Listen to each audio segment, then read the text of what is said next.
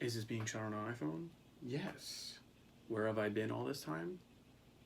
Yes. I've been shooting a lot of different cameras lately. Over the past year or so, I picked up like 3 or 4 different film cameras. A Yashica Matte 124G. Pretty cool camera. This one's a little iffy. I got like half a roll like messed up on it or something like that. Ooh. I've been shooting a lot with my 8U1, always my go-to, my favorite camera to ever shoot film with. Maybe like a month ago, I had just picked up this Canon QL17G3. In pretty good condition. The only thing that's kind of wrong with it is like the light seals are a little messed up. I haven't gotten any rolls from this back yet, so it could be a complete bust. I have no idea. The whole coronavirus thing is throwing everything out of whack and closing everything down, and everything's being closed, and it's annoying because my lab closed. And before that, my lab, like literally a year ago in May 2019, had, you know, closed its doors because they were moving to a different location. It's just a whole mess with like film right now where I am, at least where I am. Yeah, still love shooting film. Probably my favorite thing to do.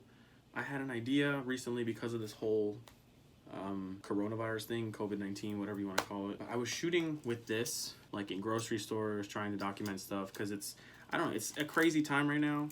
And to like not shoot photos of it would be a sin, and I just think it would be cool to document something like this, to remember something like this happening in history.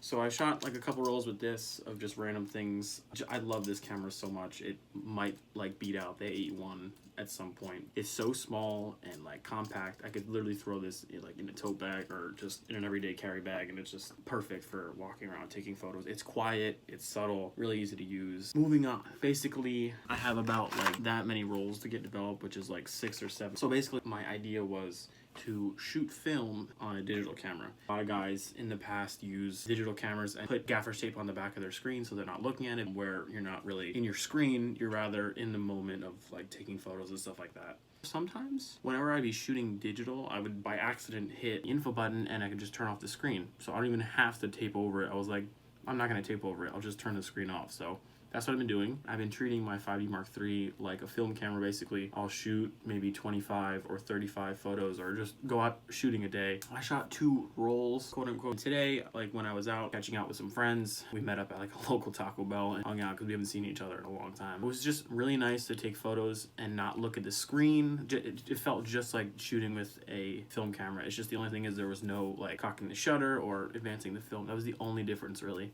So it felt really nice. It felt pretty organic. I mean, obviously it's digital, so you could take literally as many pictures as you want. So basically what I do to shoot film or to mimic the style of shooting film on a digital camera, take the camera, turn off the info or the menu settings, basically. It'll turn the back screen off, and I'll just have the top plate usually, the display stuff. But I don't really need that since I have the viewfinder. Just go to auto white balance. I'll keep my drive low, like a silent continuous, and I'll keep the same ISO. So basically that's like my one rule is I'll keep the same ISO the entire time that I'm shooting or how many pictures I want to take. I'll stay the same ISO. So I was shooting at like 800 ISO, and then basically I turn off the image preview. That's the image playback. So whenever you take a photo, automatically it comes up after you take it, after it buffers and writes to the card. So I turn that off, so it's literally just a whole black screen whenever I take the photo. So this way I see nothing until I actually hit the playback button if I want to see something, which I try to refrain from doing, but I would go back to count if I didn't know how many I had taken yet. So I would just go back really quickly and not look at any of the pictures really, but just try to figure out how many photos I had taken, get a count, and then be like, okay, I have this many left. A way you could not do this is just format the card every time you do it. As long as you save the photos, you should be fine. After I finish shooting on the digital camera as a film camera, I will drop them into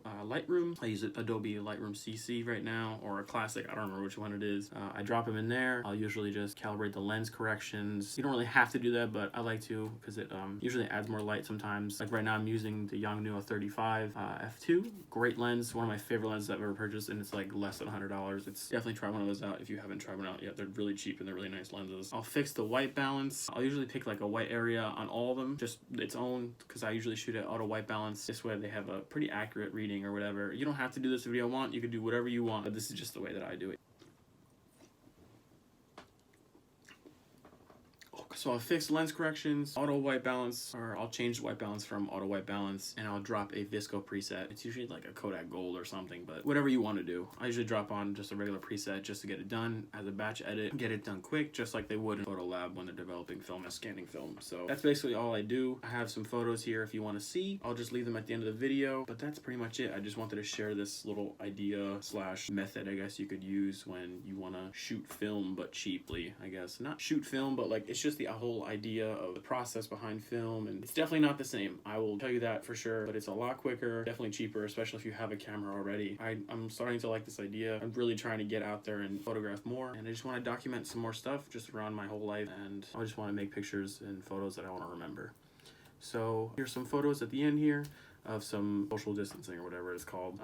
Just taking photos. If you guys want to follow me on Instagram, my username is Mike_Cuomo, or you can follow me on my film account, 35mm Mike. Just follow me on Instagram. It'll be in the description below. Hopefully I'll do another video soon. I kind of miss doing YouTube videos and stuff like that, but it's been a while. But yeah, alright guys.